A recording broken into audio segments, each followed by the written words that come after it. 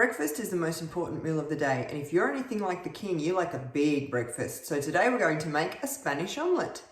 Now Elvis really liked his food. Even when he was young and thin, he had a really big appetite, and he really liked simple, comforting foods. Now according to the lovely Priscilla's 1985 autobiography, Elvis and Me, it's a good read, you should check it out. A typical Elvis breakfast included orange juice, a Spanish omelette, home fried potatoes, about 2 pounds of bacon, which is almost a kilo, and a bunch of black coffee. Now breakfast usually took place about 3 or 4 p.m, which is when Elvis got up. Now to make a Spanish omelette, the first thing you need to do is get about 600 grams of waxy potatoes. I'm using Desiree. You gotta be cool, you gotta be calm, you gotta be... So peel them, quarter them lengthways, and then finely slice them. You'll end up with bits like this.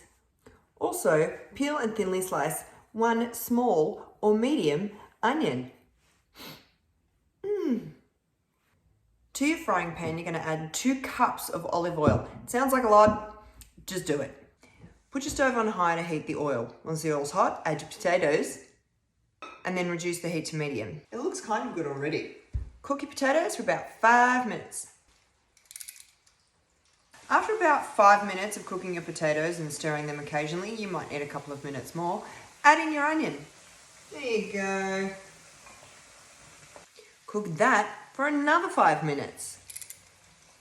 While that's happily cooking away, beat 4 eggs in a bowl. And season that really well with a generous pinch of salt.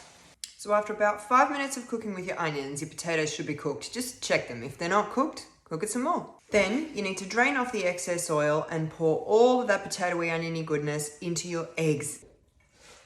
Okay, meet your eggy friends. Give this all a little stir.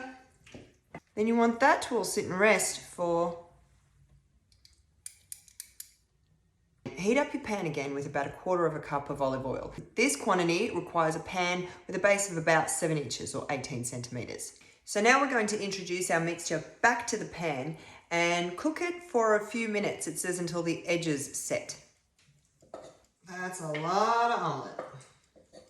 Now to flip this, it says you're supposed to put a plate on top of the pan and flip it and then slide the omelette back into the pan. I'm going to drain some of the oil off first so that I don't, suffer 3rd-degree burns. And then just cook it for a little bit longer just for the eggs to set. Shouldn't be long. And then we have our completed Spanish omelette. Looks pretty good. Smells really nice. So just FYI, this is supposed to serve 2 as a main with maybe a side salad, 4 as a starter or a side, or 12 as tapas or hors d'oeuvres, or 1 along with a heap of other food if you're Elvis. But I think it's time to try it now, don't you?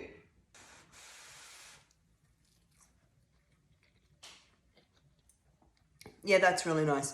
It's a really familiar flavor. Kind of like a frittata. I see how that would go really well with a nice little side salad. Or if you cooled it right down and sliced it up into little squares or something, really nice little hors d'oeuvre. Probably a little bit heavy on the oil in that frying bit.